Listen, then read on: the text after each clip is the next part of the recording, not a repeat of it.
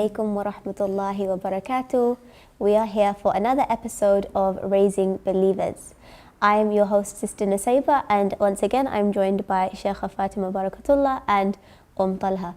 Inshallah, in this episode we're going to be discussing a few other means in which we can hope to raise strong Muslim believers. So let's start with giving our children an Islamic education. Now, it's all good and well, us as parents giving our children the right tarbiyah and etiquette and, teaching them. But what about outsourcing some of that? How important is outsourcing and how important is us giving? So give me a percentage kind of idea of how important it is. I think when it comes to Islamic education, every parent needs to have an idea in their mind as to what they consider the baseline foundational Islamic education that every child should have. Not all of us are going to raise scholars, not all of us are going to even raise hufaz, right? But each of us can be clear, right? That each child, there's this minimum that I definitely want my child to have attained in terms of Islamic knowledge by this age. And the reason why that's important is because it doesn't just happen, automatically. You're going to have to put the effort in to arrange that. So if you're asking Nusaybah, like as many people ask, what's better, Muslim school, state school, private school, what's the... When even homeschool. Or homeschool, sorry, I forgot the homeschoolers. I think when people ask me that, I always say, it's very simplistic to just say one or the other, because every family is different, as you've already highlighted in this series. Every single situation is different. For some people, homeschooling might be great because of their own background, because of maybe the environment they live in, the way their home is, the way they are. For other people, that might not even be an option, right? So I think every single family has to, again, sit down, talk about their vision, talk about the pros and cons of the options they actually have in front of them. And one of the things I did was I actually consider all of them options. And so I would apply to different schools, for example, and have a plan for homeschooling. And then when the time came, I would pray istikhara and I would make the decision. Because again, each child is different as well. And what might suit one child might not suit another child. But in terms of Islamic education, you can never fully outsource it. Even if your children go to a Muslim school, as my children did, there's things that nobody's going to teach them as well as you, or in the way that you might want it to be taught. At the same time, we shouldn't be so protective over our kids that only I'm going to teach them everything, because there's other people, like alhamdulillah, sometimes I look at the teachers who've taught my children, I think, I'm so glad they had that teacher in their life, because that teacher's really into health and fitness, for example, or that teacher taught them this very special ayah, and that child wouldn't have taken it in the same way as they did from them. So I think when it comes to Arabic language, for example, as well, this generation, I feel, should not be a generation that's ignorant of the Arabic language. Because don't you feel, UmmTalha, that like our generation, we most of us learn Arabic when we got older, right? Because our parents didn't know Arabic themselves. It wasn't that easy to learn Arabic.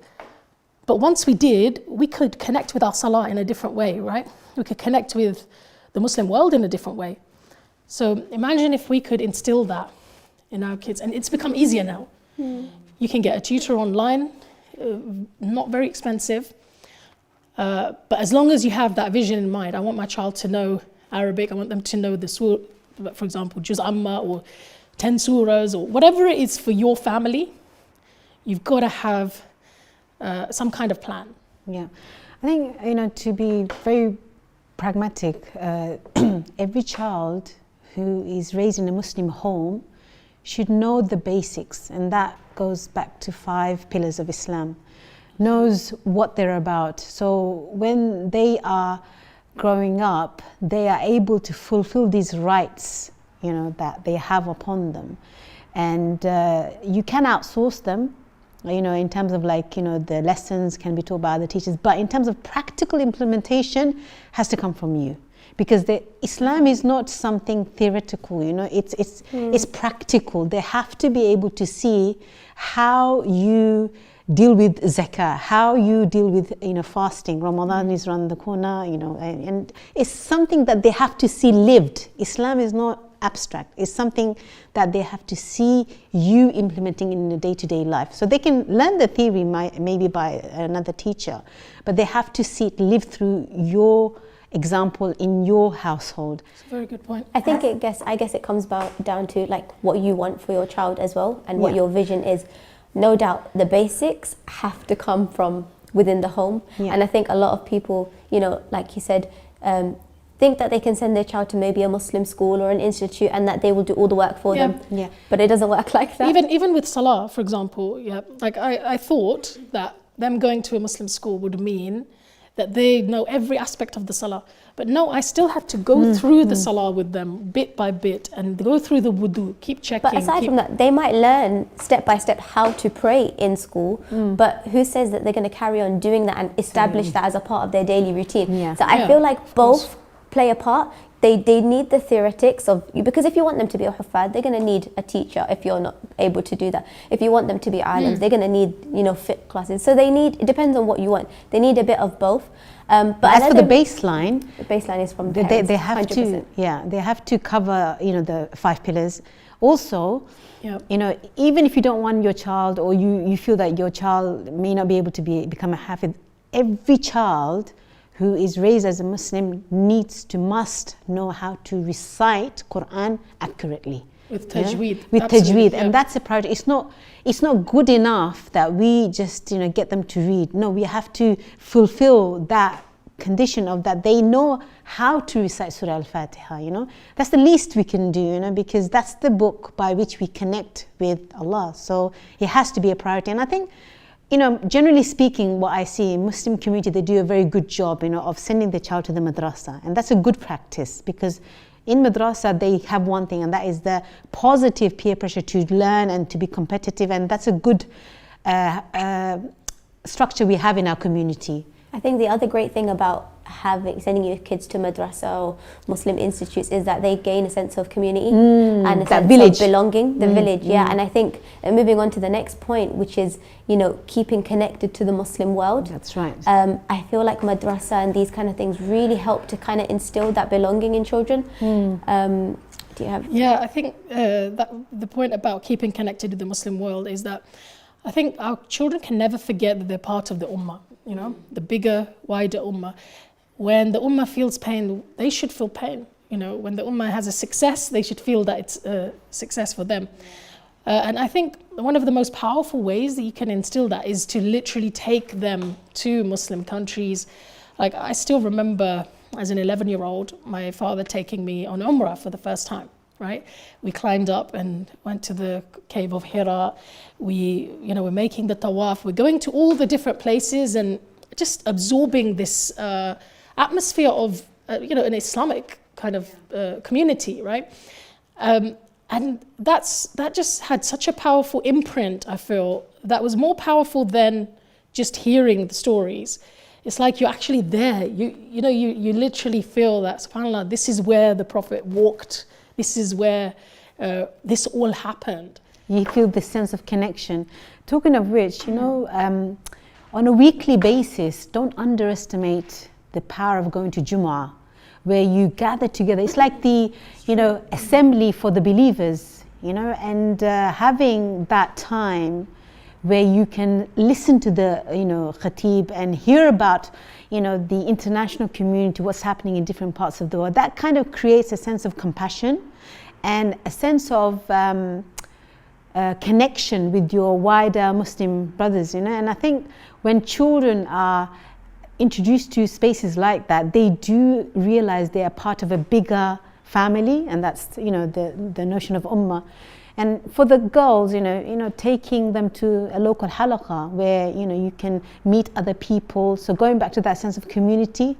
And it's the thing that you do on a continuous basis that creates the difference. And going back to that point of consistency, children, they form certain habits because of your consistent practice of doing good things. And don't belittle it, because over time you will see that these kind of acts will form their good habits. And that's what we want to instill. You just reminded me that, an important aspect is also friends, I feel like we'd underestimate the impact of peers, on our children. And sometimes people say, my children don't have access to certain types of friends, the sorts of friends that I would like them to have. But I think it's really important that we always stay connected with who our children's friends are. And those of them that we'd like to encourage their friendship, we invite them over. We have parties, we have gatherings where we invite the sorts of people we want our children to connect with to those gatherings, right? So that they can see that, I'm not the only one, for example, who takes a break for salah, or I'm not the only one who does X, right? So I think it shows you that we as human beings are social beings. We can never be completely disconnected from either the Muslim world or our fellow believers. Yeah, and like you said, sometimes a child might hear something from their parents 100 times, but hear it once from another person, and it really just, it hits home.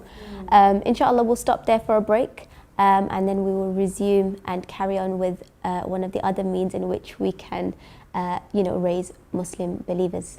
Assalamu alaikum wa rahmatullahi wa barakatuh. Assalamu alaikum wa rahmatullahi wa barakatuh, and welcome back. Carrying on from what we were talking about before, Shaykha Fatima, you wanted to mention a point about education. Yeah, I think it's really important what UmmTalha mentioned about the 5 pillars of Islam. I would add to that the 6 pillars of Iman. And we're not just talking about a list, we're talking about our children actually appreciating and understanding what are the angels, what are, the prophets. Belief in the angels, for example, is so powerful, it can completely change the way a child feels. I remember when I learned about the angels as a child, I suddenly felt a lot safer, like I just had a more tawakkul, because it's like, Allah's got these angels who are around me, who could protect me, who can, who are writing down my deeds, all of that kind of thing. It helps build Iman. But one point that I would like to emphasize to our brothers and sisters is, I think one aspect of having a baseline Islamic education is also to ensure that every single Muslim child learns tajweed, but they learn tajweed through actually reading the Quran from beginning to end, at least once in their childhoods. Now, that might sound to a lot of parents, and it does to some parents sound like a huge task, right? But believe me, they learn so much in that process, and there's so much barakah in that process. Even if they're not going to memorize the whole Quran, the fact that their lips, their tongue has uttered every single word of the Quran, first of all, by the end of it, they're going to be amazing at reading and, very fluent, and their tajweed is going to be excellent.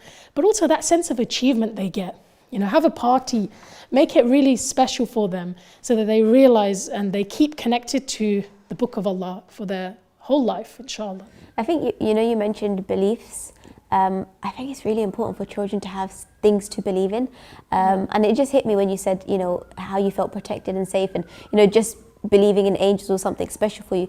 Children nowadays have Santa, have this, have that. Yeah. So I think we teach our children that these things don't exist. So it's nice for our children to have things that they can believe in as well. Yeah. The true things. Of course, exactly. And something that gives them purpose as well in their lives. The next means that I wanted to kind of touch upon was having open discussions with our children and actually listening to them and their needs. And it kind of ties into what you were saying about, assessing all of our children's different needs and adapting our parenting and, skills to their skills. How important is listening to them? It's very important. And I think one of the things that really facilitates that, discussion or that listening time is during mealtime, because it's such an informal setting and you can test and try all types of topics. Because if it doesn't go down well, you can just pass the bowl of curry or pass the bowl of rice and the awkwardness disappears, because you can always switch it to the food that you're eating. And in that way, everyone's relaxed, no one's feeling awkward, and you can have conversation up for discussion. Those conversations that you are avoiding, or those conversations you feel a bit awkward about. And it kind of creates a really like, intimate, open atmosphere. And that's key. Why? Because if the children are unable to express themselves at home, then where else are they going to express themselves? And they know they have that time. Exactly. So and the safety net as well. Mind, they know they've got dinner time. Yes, absolutely. I don't think there should be any topic that's off, that you're not allowed to talk about. That's a taboo. Of course, there might be inappropriate times to talk about certain things, and you might say to your child, let's discuss that together later, I just remember the first time when my daughter was born, one of my sons said to me, Amma, how do we know that she's a girl? Okay, now a question like that is like really awkward, but it shouldn't be. At the end of the day, our children are human beings who are trying to figure out what's happening in the world. What is this world? What is the nature of this world? Who's right and who's wrong? And how should I be thinking about this world? If we don't provide a safe space for them to come and talk to us and us explain things, it doesn't mean we have to go biological. We can explain things in simple ways. Boys and girls' bodies are different. We can just say something simple like that. But what I mean is age appropriateness is important, yes, isn't it? Of course, age appropriate. Give them an age appropriate answer. But what you're not doing is shutting them down. You see? Or sometimes, as busy moms, they will ask you a question when you're about to put them to sleep and you're thinking, not now. So you can say, look, that's a very good question. We can talk about it tomorrow. And in the meantime, you can prepare yourself, because sometimes Yes. you're thinking, I don't even know what to say from an Islamic perspective. So you bought yourself some time. But don't shut them down, like Fatima was saying, because that is a area where you can really, inspire them or clarify matters and really feed them well, so that they are able to understand what is going on, or feed into their curiosity, because curiosity is a good thing, because that is showing they're interested, they want to learn, they want to understand, and this is a very good thing. So use it to your advantage again. And sometimes it could be that you don't know about the topic that they're asking you. Say to them, I don't know, but I can find out for you, because they need to see that parents also are learning. And that's a positive way to show that there's no end to learning. Just like they're learning, we're learning as well. And I think also it's also important for us as parents to prompt certain conversations as well. Yes, instead of exactly. waiting for them to come to us. And there are, intimate discussions and subjects that we might not feel are necessarily age appropriate or we don't want to have with our children. But again, living in the context and the culture that we do, there are certain things that regardless of whether we talk to them about it, they're going to find out. Exactly. And they're going to learn at school, and they're going to learn from their friends from a very young age. And I think a lot of parents would actually be very surprised to know at what age children are hearing things. So I always think if we're open with our children, we have these conversations first with them, at least we can teach them from the right perspective. At least we can give them the right, understanding of whatever they want to ask. It's so true. Just yesterday, I was having a conversation with my son. He's 17 now, so I was saying that it's so important in our community to talk about the gender interaction, especially if the boys and the girls have been going to mixed school, or if they've had homeschool education, or if they've gone to gender specific, so boys only school. And I was saying it's so important to create that discussion, because he had his friends over to my house, so I was speaking to not only him, his friends as well, as I was serving the food. And I was saying that our young people, they need guidance how to navigate through that journey of dealing with opposite gender in a respectful way. And I was saying that there's no harm in speaking to the opposite gender, but you have to be to the point, and it has to be a conversation with respect and to the formality. Yeah. And as long as you cover yourself in that respect, then that's fine. And it's important that they also know their boundaries, so that they can stick within their boundary and they can operate in a comfortable, confident, articulate way without causing distraction to themselves or anyone else. So I think those kind of conversation, it's not very encouraging the community because of awkwardness, but it's very necessary.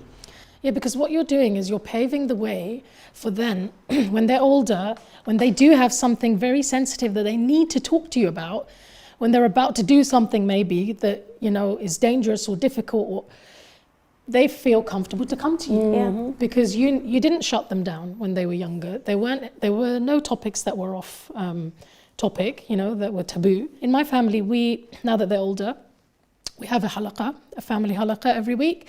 And in that halaqah, we can actually talk about difficult things. So we've been actually going through the 70 Major Sins book. And that might sound like a bit of a scary topic, but my son's actually really appreciating it because the things that are coming up, those are the things we want them to be aware of, our dangers, right? But we get to have a whole conversation about each of those. They get to share their thoughts, maybe some misconceptions they have. And that then it ends up being a very healthy conversation, helps them have a healthy outlook. Or right kind of attitude as well. There's another conversation that we recently had was in their school. There's a discussion on being grateful, how gratitude is so good for mental health, and how it's really good quality to cultivate. So then we started talking about how in our deen, being thankful is so encouraged, and Allah Azza wa Jalla loves hamd. And it was really interesting because we were saying that, okay, when you're grateful to someone, then you have to acknowledge that, being that you're grateful to, not just being grateful for the fact that you've got good listening and good hearing, but who are you grateful to?